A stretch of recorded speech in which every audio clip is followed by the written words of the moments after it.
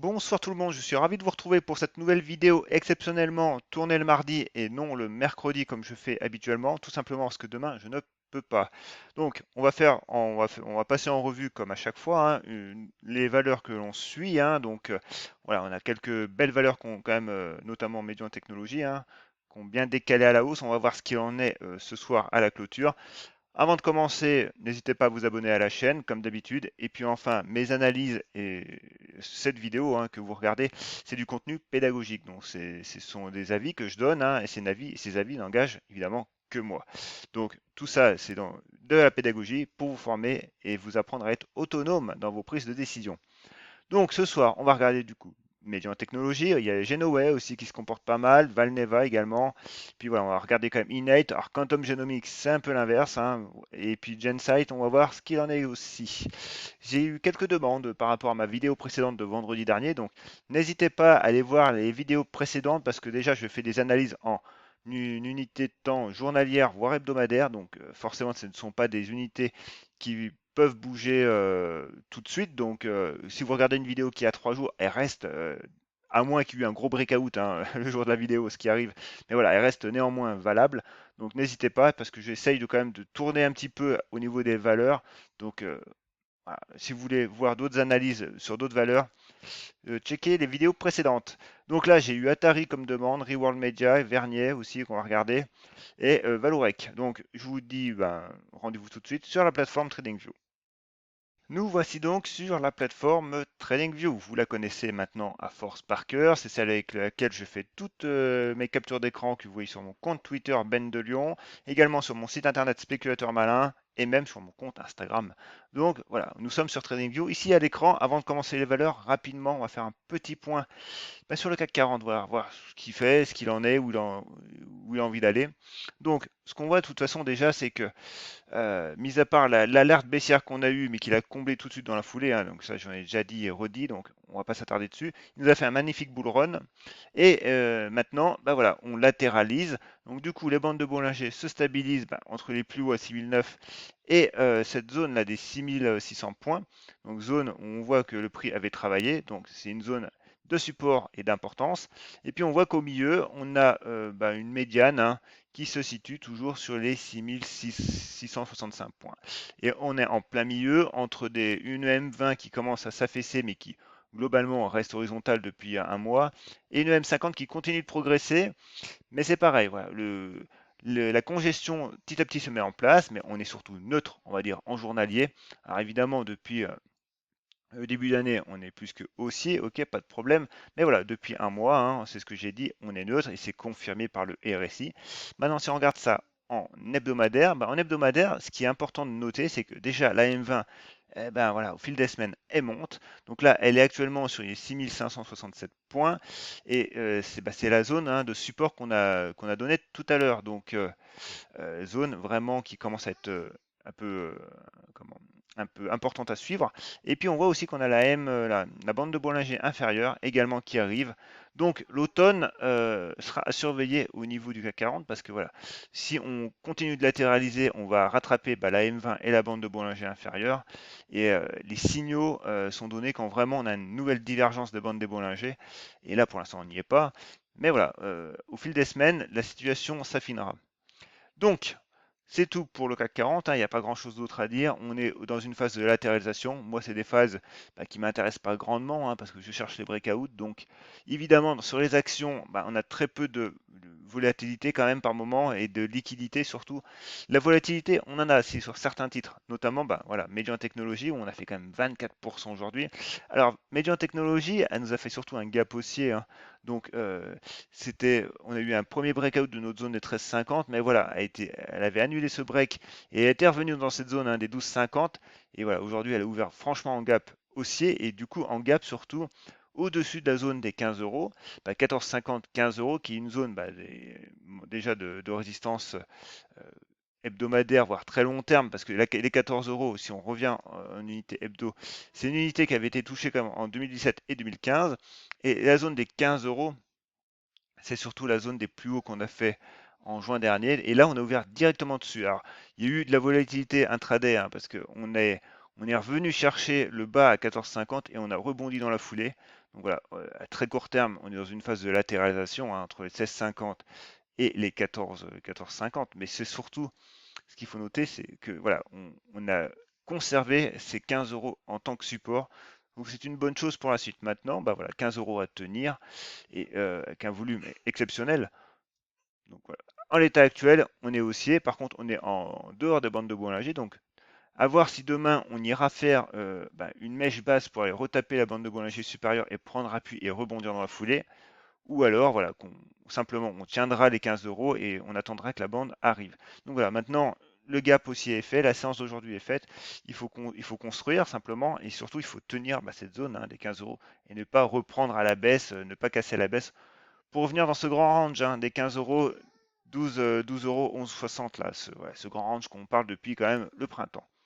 Genoway. Alors Genoway, c'est pareil, c'est volatile, ça reste haussier, toujours, hein, on n'a pas de signaux baissiers. On a eu un signal baissier ici, mais voilà, on l'a corrigé, on est venu reprendre appui sur les 4,14.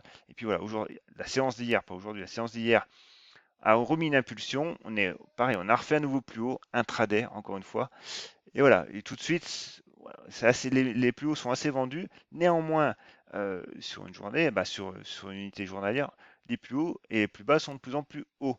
Donc, c'est pareil. Pour l'instant, on reste dans une dynamique haussière, même s'il y a beaucoup de volatilité quand même sur la journée. Alors du coup, après, ensuite j'ai Valneva. Alors Valneva, c'est pareil. Valneva, très forte progression, il n'y a pas de problème là-dessus non plus. Voilà, on a eu une hausse hein, quasi à la verticale, donc il fallait qu'elle consolide, parce qu'on parle quand même de consolidation, on parle même pas de correction. On est venu taper les 38,2, hein, vous le voyez ici. J'avais tracé Rasoul Fibonacci dans les précédentes vidéos. Donc les 38,2, donc à 19,56, donc le seuil des 20 euros quasiment. Voilà, il a fait son taf, hein, donc on a travaillé dessus, on a rebondi hier. Et aujourd'hui, évidemment, on fait une séance en demi-teinte, mais en gros, on reste toujours haussier. Pourquoi? Parce que le RSI est toujours haussier dans sa zone de surachat. Donc on sent quand même qu'il y a une effervescence, mais il n'y a pas de signaux baissiers. Je le dis encore, je l'ai déjà redit, il y a même un cours là-dessus sur mon site. C'est la cassure des 70 à la baisse hein, sur le RSI qui nous envoie un signal baissier. Et puis le MACD, c'est pareil. Le MACD est toujours haussier, il n'y a pas de problème. Même le histogramme est linéaire. Donc voilà, on a eu une consolidation légitime et saine. On repart de l'avant. Maintenant, si on va un petit peu sur les unités un peu plus courtes, on voit que notre premier pivot ici, hein, des 20,88, 21, voilà, on a eu notre breakout hein, avec une hausse des volumes. Donc on pouvait avoir un signal ici. Et du coup, maintenant, on est en cette zone et voilà, on revient sur la zone précédente hein, qu'on avait identifiée. La zone, en gros, alors si je prends en compte les mèches, cette zone-là, hein, des 22,60, 22,60, 22,30 là, voilà. On voit quand même que on est dessus, on est pas mal. Notre oblique, on peut la tracer comme ça dorénavant. Et c'est pareil, on surveillera le prochain signal ici sur les 23,50 pour une reprise haussière. Ose Immuno, alors, Ose Immuno, c'est pareil. On était dans un canal haussier, on l'a quitté plus ou moins. Maintenant, voilà, on commence une latéralisation. Donc là, on est en graphe horaire, hein, attention. On va se remettre quand même en unité journalière avant. Et ce qu'on voit, voilà, c'est ça, c'est qu'on, du coup, maintenant, on voit qu'on a un support sur les 12,36, 12,40 et une zone de résistance. Alors, une première ici sur les 12,86, 12,90 et surtout sur la zone des 13,50. On le voit bien ici. Donc, le prix maintenant oscille à l'horizontale. On voit que les volumes baissent. Donc, on a eu un très beau mouvement haussier, pas de problème. Donc, maintenant, tant qu'on tient les 12,50, pas de souci. Moi, je préfère que le prix latéralise tranquillement, que les pressions baissent un petit peu pour qu'on puisse voilà, de nouveau construire. Parce qu'une hausse n'est pas.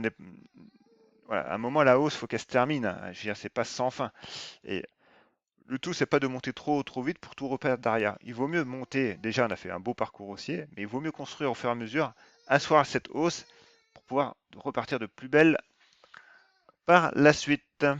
Alors, du coup, petite pause parce que j'ai mon petit garçon derrière qui fait des siennes. Mais voilà. Autrement, alors reprenons. Nous avons IPH. Alors IPH, pareil, on en avait parlé. Je disais donc, alors IPH, on en a parlé également. Si on se remet tout de suite sur un graphe mensuel, hebdomadaire, on voit que j'avais tracé du coup cette résistance oblique là, hein, qui est quand même qui date de 2019. donc une résistance oblique long terme, et qui arrive sur la zone des 4,70 là. On y arrive, on n'est pas loin, on est en hebdomadaire, donc ne l'oubliez pas. La zone de support hebdo ici se situe toujours sur les 4,20 €. Donc pour l'instant, même en hebdomadaire, on reste haussier, il n'y a pas de problème, hein. On est à peine dans la zone de surchauffe au niveau du RSI. Tout simplement, maintenant, il faut avoir à l'œil, ben voilà, on est sous résistance quand même, on est à la M200 qui reste baissière quand même, mais on a eu un très beau parcours, un très très beau volume. Donc là, les prochaines semaines vont être un peu, voilà, pas décisives, mais en tout cas, le test de la M20 va arriver à un moment ou à un autre. Donc pour l'instant, en premier lieu, c'est de tenir les 4,20. Si on revient en journalier, eh ben, ce niveau des 4,20 ici correspond à peu près à 23% de retracement, même pas, à peine. On est à 4,10 sur les 23,6. Donc voilà, ça serait vraiment une consolidation et pas une correction. Donc du coup, on conserverait cette dynamique haussière. Et on voit quand même que le prix continue de progresser actuellement, mais que les volumes se sont un peu taris. Donc voilà, un retour sur les 4 € ne serait pas déconnant pour, actuellement en tout cas, c'est mon hypothèse, ne serait pas déconnant pour Innate Pharma. Maintenant, rien ne dit qu'elle va y retourner, hein.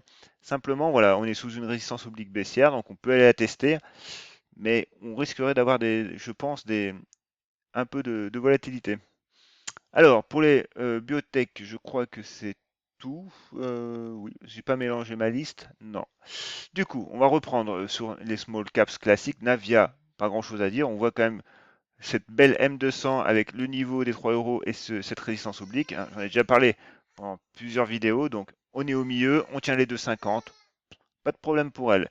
Blockchain Group. Alors Blockchain Group, hier, voilà, elle nous a fait une petite poussée, hein. Donc j'avais dit, hein, les 1,46 à tenir, pas à tenir, à breaker pour aller voir plus haut. Donc on a été voir plus haut.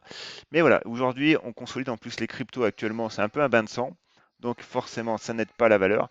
Mais c'est pareil, on voit quand même qu'on est toujours à l'intérieur de notre biseau. Alors statistiquement, un biseau ascendant, ça se casse quand même par le bas. Mais pour l'instant, on n'en est pas encore à le casser. Donc toujours notre zone, hein, des 1,35, bah voilà, comme support, hein. Mais voilà, on est dans une phase potentielle de retournement. On voit que la M50 se retourne également, hein, et ça faisait quand même un petit moment, au moins depuis le printemps, voilà, qu'on avait vraiment viré à la baisse. Donc voilà, à confirmer tout ça, mais Blockchain Group, pour l'instant, faut continuer de la suivre. Greenyard, ah bon, Greenyard, je l'avais supprimé de mon PowerPoint. Je ne l'ai pas supprimé ici. Donc Greenyard, simplement, voilà, on est revenu sur un support, hein, le support des 9 € et un seuil psychologique fort. Donc dans une zone du coup de range, pas grand-chose de neuf pour elle, hein. On voit quand même que la zone ici maintenant, les 9,32, se retrouve de nouveau en résistance. Donc bon, voilà, elle reste en watchlist parce qu'on reste sur une belle tendance haussière moyen terme, moyen long terme. Et voilà, actuellement, il n'y a rien à faire sur Greenyard. Metex. Alors Metex, c'est pareil, on est venu taper la zone des 6 €, hein, voilà, toujours pareil. Donc on peut réajuster les retracements de Fibonacci. Tout simplement, les 23,6 maintenant sont sur les 5,60. Et en gros, c'est surtout cette zone-là, hein, des 5,50 qui nous intéresse. Donc c'est pareil, ici on est sous résistance, hein, évidemment, c'est un seuil important, les 6 €, on le voit très bien, hein, ça a été tapé au printemps, en mars, là. Donc pour l'instant, on a fait un magnifique mouvement haussier. On voit que la M20 a pris appui, hein, le prix a pris appui sur la, pas évident, hein, sur la M20, donc la M20 est bien haussière. Donc on attendra que la M20 arrive bah, d'ici mi-septembre, hein, à peine, hein, sur la zone des 23,6, hein, les 5,50, pour voir exactement ce qu'il en est. Mais pour l'instant, pas de signal baissier sur Metex, hein, pas de signal baissier. Carbio. Alors Carbio, bah, c'est pareil, on attend toujours cette zone, hein, ce break des 46, hein. Alors, ça tergiverse, ça tergiverse. Bon, pour l'instant, c'est vraiment neutre. Et on voit que là, on a quand même un support qui commence à être assez dense, hein, entre nos trois moyennes, un niveau de chartiste, une ancienne résistance oblique là, voilà, qui passe par là aussi. Même ce support oblique aussi ici. Donc voilà, à un moment, bon, il va falloir vraiment tenir ce support, parce que si on ne le tient pas, on ira ben, au minimum sur les 41, voire après plus bas, mais c'est surtout qu'on s'éloignera de notre zone de breakout des 46 €. Katana 5,76. Ah, c'est compliqué pour elle. Bah, c'est compliqué. Non, mais on revient une énième fois sur notre zone ben, de breakout là, donc zone évidemment à tenir. On l'avait déjà testé avant hier, hein, donc c'est pareil, mais c'est une zone à tenir, hein. Et puis on voit que maintenant la M20 arrive aussi également. Alors on avait ce support oblique haussier relativement court moyen terme, donc on est dessus. C'est pareil, donc si on ne le tient pas, bon, c'est pas grave, moi je privilégie toujours les niveaux horizontaux. Mais voilà, ce niveau des 5,70, 5,75, il faudrait quand même le tenir parce que ça mettrait à mal un petit peu cette dynamique et ce breakout qu'on avait eu ici, hein, donc fin août. Donc ça serait dommage. Ça serait que, je pense, partie remise pour le futur, mais à court terme, voilà, ça mettrait le titre, ça mettrait la tendance haussière qu'on a eu avec le breakout ben, en pause. Égide, alors Égide, que nous dit Égide? Donc c'est pareil, on progresse, pas de problème. On avait une résistance oblique baissière qui est en rouge et non en vert. Et là voilà, on a eu un breakout avant-hier. Aujourd'hui, on tient tant bien que mal ce niveau là, hein, des 1,40, 1,45. Donc maintenant, c'est vraiment un niveau à tenir. Sinon, bah, voilà, on réintégrera notre oblique baissière et on aura dans le viseur de nouveau la zone des 1,25 avec la M200. Atari, donc Atari est une demande que l'on m'a faite. Alors c'est vrai que c'est une valeur que j'ai un peu perdu de vue. Mais voilà, on a une belle construction. Alors pourquoi? Parce que du coup, on a une belle tendance baissière qui s'est dessinée, hein, ça, il n'y a pas de souci là-dessus. Consolidation, bah, phase de latéralisation, consolidation, congestion surtout. Et on voit que du coup, le prix est graphiquement est propre. Ça veut dire que on a nos bandes de Bollinger qui sont bien contractées. On a eu un breakout avec du volume. On est venu taper la zone de résistance suivante, là, les 0,46. Depuis, on bloque dessus. On est à très court terme. Et à très court terme, ce qu'on voit, c'est que on va se mettre en unité horaire. Euh, alors, je sais même pas si en unité horaire, si on peut, pourquoi pas. C'est que on est sur, voilà. Alors, j'aurais dit plutôt un drapeau, mais en fait, oui, c'est un drapeau, c'est pas un fanion. Alors, le drapeau est un peu long par rapport au mât pour moi, mais ça n'empêche que, dans les faits, voilà, on a quelque chose comme ça. Ça, c'est une figure, j'en parle également sur mon site internet. Donc, on peut juste simplement, pour se donner un objectif chartiste purement chartiste et graphique, bah, reporter cette zone. Donc voilà, évidemment, ici, à court terme, on surveillera la cassure des 0,46, 0,47, hein, qui sont les plus récents. On voit que les bandes de Bollinger encadrent parfaitement le prix à très court terme. On est en unité horaire ici, il ne faut pas l'oublier. Et si on trace une zone de support, ben voilà, vous avez une zone ici en gros, hein, et une zone plus basse sur les 0,42. Donc tout ça, hein, en gros, ce que je fais là, ben, pourquoi pas, j'ai mis une hypothèse. Je me dis que voilà, mon scénario, ça serait pourquoi pas une reprise à la hausse si les 0,47 sont briqués à la hausse. Donc comme zone de support, j'ai potentiellement actuellement celle-ci. Peut-être que le prix va encore tergiverser un petit peu et puis que j'aurai une zone plutôt plus proche des 0,45. Actuellement, j'en sais rien. Donc voilà, je dis, ça me permet de simplement dimensionner ma taille de position pour pouvoir après exécuter un plan avec des émotions et un doute contenu. Voilà, je sais que mon niveau d'invalidation se situera actuellement sous les 0,43, mon niveau de break sous les 0,47. Donc avec mon journal de trading, je suis capable de dimensionner ma position correctement et voilà. Et si jamais le prix veut réellement partir, eh ben, je l'accompagnerai avec lui. Tout ça, je l'explique hein, dans mon livre numérique. C'est vraiment le processus que vous devez avoir de A à Z. Donc là, également les 0,47, hein, c'est ce que j'ai dit. Maintenant, si on se remet en journalier, notre port chartiste me donnerait ben, voilà, la zone où le prix a déjà réagi un peu par le passé, hein, cette zone-là. Voilà. Donc pourquoi pas. Après, voilà, ça permettrait de viser les 0,55 qui sont une zone où le prix a déjà réagi, a été mis en échec et également bah, une zone de report chartiste classique. Évidemment, au milieu, vous n'avez pas, je pense, oublié, on a complètement la M200 qui est complètement plate, hein. Donc elle est plate, donc ça veut dire qu'elle est neutre, donc sa résistance est moindre. Néanmoins, elle est là, donc il faut quand même la prendre en compte. Reworld Media. Reworld Media, donc c'est pareil, elle est venue taper de nouveau bah, sa zone des plus hauts hein, récents à 4,40. Donc le prix hier a fait une mèche haute. Aujourd'hui, on maintient la pression, hein, voilà, on n'a pas de signaux baissiers pour l'instant. Ils ne sont pas hein, en tout cas. Alors, ça ne joue à pas grand-chose sur les ici, mais on les a pas en journalier. Maintenant, si on se met en horaire, en fait, on latéralise hein, sur cette zone bah, de résistance des 4,40, 4,38 là. Donc, on a les bandes de Bollinger qui arrivent évidemment à très grande vitesse hein, sur cette unité de temps. Si on trace un support oblique qui est relativement bien équilibré, hein, donc on voit que pour l'instant, ben, voilà, on conserve quand même cette dynamique tant qu'on tient ce support, mais évidemment, si on casse les 4,38 à très court terme, ben, on bloque un petit peu cette dynamique qu'on a eue.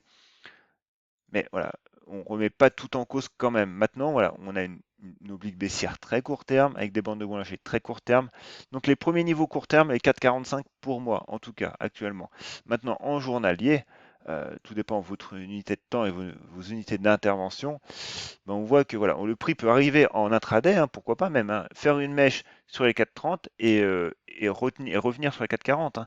Il conservera son niveau et sa zone. Il continuera de travailler sa zone tout simplement, quoi.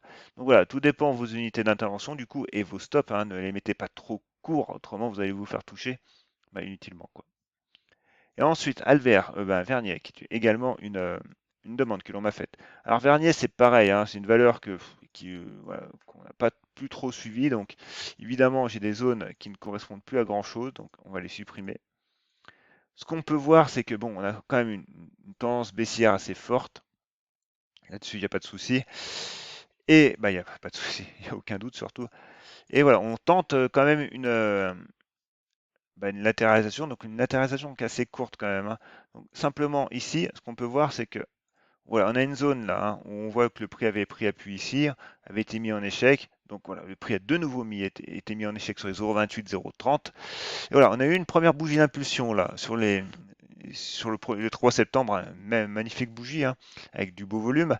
Donc voilà, le prix est en phase potentielle de retournement à court terme en tout cas. Pourquoi je dis à court terme? Parce que à moyen terme, même si on a la M50 au niveau du prix, on est quand même encore sur une M50 qui est baissière. La M20 se retourne à peine.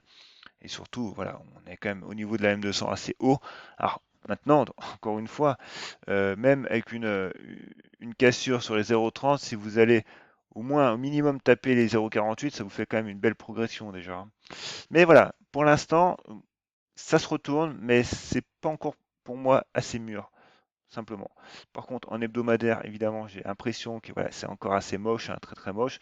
Donc on voit qu'on a la M20, même hebdomadaire, qui est encore baissière. Donc voilà, il y a du mieux. C'est voilà, il y a du mieux, mais il faut encore quelques semaines, je pense, pour que vraiment un signal commence à se matérialiser vraiment solidement. Alors, on voit que le MACD, qui lui est basé sur des moyennes mobiles exponentielles, donc est plus réactif, donc il se retourne à peine. Par contre, le RSI, lui, est encore dans sa zone baissière.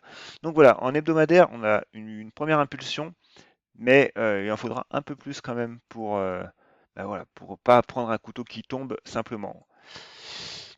Et enfin, dans les valeurs un peu plus fortes, on a du Technip Energy. Hein, Technip, le niveau des 11 euros, 12 euros là, 11,90 voilà, a été breaké. Donc c'est pas mal. On avait une belle oblique baissière aussi. Donc maintenant, faut tenir hein, cette zone des 11,60, 11,85. Et puis on verra ce que nous donne le prix comme signal. Hein. S'il tient cette zone, voilà, on pourra viser de nouveau. Alors du coup, cette zone-là, c'est pas la bonne couleur, hein, vous m'en excuserez. Mais la zone des 13,50, voilà. Prochaine zone d'importance, on va dire, pour le prix. CGG, bon, pas grand-chose pour elle. C'est pareil, je crois que je sais plus si je l'avais gardé dans ma liste. Mais voilà, c'est pareil. On a la zone des 0,66, le prix est au milieu. Il se passe pas grand-chose. On a cette oblique baissière hein, qui est toujours sous la tête. Donc, pareil, il y a peut-être mieux à faire actuellement ailleurs. Morel et Prom, c'est pareil. On a cette zone hein, des 2,15, 2,13. On est dessus, voilà, on a navigué dedans.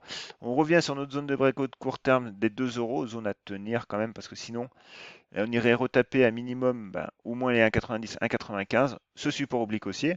Donc voilà, on pourrait aller plus bas, mais on resterait quand même dans une dynamique où on n'inverserait pas forcément tout de suite la vapeur.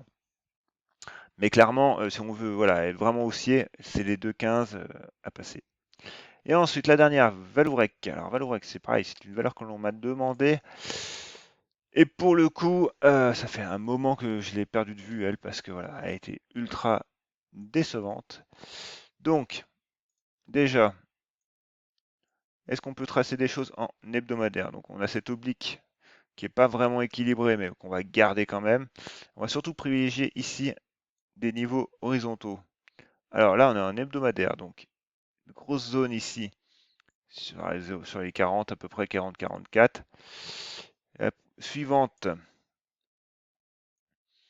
qui est, alors, on va tracer peut-être comme ça, voilà. Donc, on va mettre ça en rouge.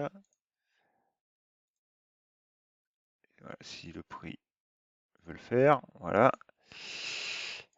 Euh, c'est pas ça que je voulais faire. Toc. Alors, et ici, donc là, maintenant, voilà, on y voit quand même un peu plus clair. On a une résistance oblique. On a une zone de support ici, donc on est en plein dessus, on est en plein dedans. On reste en hebdomadaire, hein, ne l'oubliez pas quand même. Et enfin, on a nos plus bas hein, qu'on a réalisé au mois d'août, ici. Voilà. Donc maintenant, si on dézoome, voilà, on est dans une phase de latéralisation hein, entre les 16 et les, et les 4 euros quand même. Hein, c'est énorme hein, la zone. Donc évidemment, il y a une grosse volatilité. Maintenant, ici, on est sur les 7 euros. Zone à tenir. Voilà. Mais c'est pareil, encore une fois, il y a, il y a du travail à faire. Désolé, j'ai éternué, donc j'ai coupé le micro, je pense, juste avant. Alors, du coup, si on dézoome un petit peu, bon, la tendance est baissière, il n'y a rien à dire. C'est moche. La M200 est évidemment baissière. Donc, moi, pour moi, sous 16 euros, on va dire que voilà, on est dans une phase de latéralisation, c'est bien, mais il n'y a pas grand-chose à faire. Hein. Ben, il n'y a pas grand-chose à faire. Maintenant, en journalier, oui, ok, on est au niveau de, il y a des moyennes, on est sur des moyennes, on est sur des, mais encore une fois, les configs sont pas forcément attractives. Hein. Euh, on, on est dans une phase de latéralisation, oui, parce qu'on voit que les plus hauts sont de plus en plus bas, mais les plus bas sont de plus en plus hauts. Donc voilà, donc bon, à très court terme, oui, on a des pivots là, hein, vous pouvez le regarder, hein, on a des pivots sur les 8 euros, 8,40 €. Et après, on a des zones de résistance aussi, hein, donc tout dépend vos unités de temps encore. Oui, vous pouvez viser la cassure des 8,55 pour aller voir les 11 euros, oui, bien sûr, et puis pareil pour après aller voir les 14. Mais encore une fois, voilà, vous restez dans une tendance moyen terme, moyen long terme qui est ultra baissière, donc il faut toujours le garder en tête.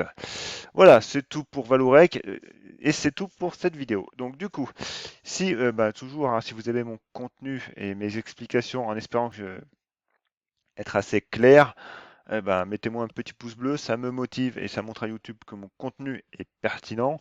Et puis, évidemment, vous avez vu, hein, j'ai sur mon compte Twitter, si vous me suivez, avec les éditions Valor. Hein, donc, les éditions Valor, c'est ceux qui publient quasiment tous les livres hein, que j'ai lus d'ailleurs, une bonne partie que je partage également sur mon site internet, sur Stan Weinstein, sur Jim Simon, que j'ai quasi fini là, et qui est ultra intéressante. Voilà, c'est des livres sur les marchés financiers, l'éducation financière.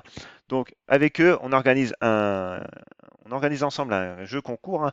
Donc la règle est toute simple. Vous avez simplement à suivre nos deux comptes, obligatoirement nos deux comptes, et on vous fera gagner. Le tirage au sort se fera dans la journée de lundi la semaine prochaine. Le livre de Ray Diallo, Les principes du succès. Voilà. Donc moi personnellement, celui-là, je ne l'ai pas encore lu, mais c'est un livre qui est, en tout cas, qui est à lire. Et du coup, ils vous font gagner un exemplaire papier. Donc n'hésitez pas à aller suivre ces deux comptes pour tenter de gagner du coup cet exemplaire. Et le gagnant sera de toute façon contacté par message privé sur Twitter. Voilà, également mon site internet, je ne sais pas si vous l'avez vu, j'ai fait un mail pareil de communication hier où j'ai tout remasterisé un petit peu la section cours en gros de mon site hein, où je fais du contenu, j'ai réécrit entièrement mon contenu, bien plus détaillé, mieux présenté. Donc voilà, n'hésitez pas à y faire un tour.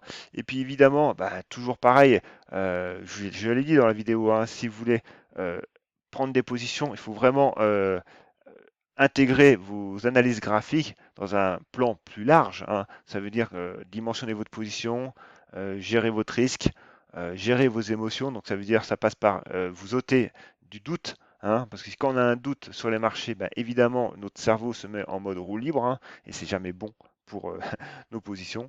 Donc voilà, et tout ça, je l'explique dans mon livre numérique. Donc n'hésitez pas à y faire un tour. Hein, donc le lien est dans la description. Et puis voilà, moi je vous dis sur ce, normalement à vendredi soir.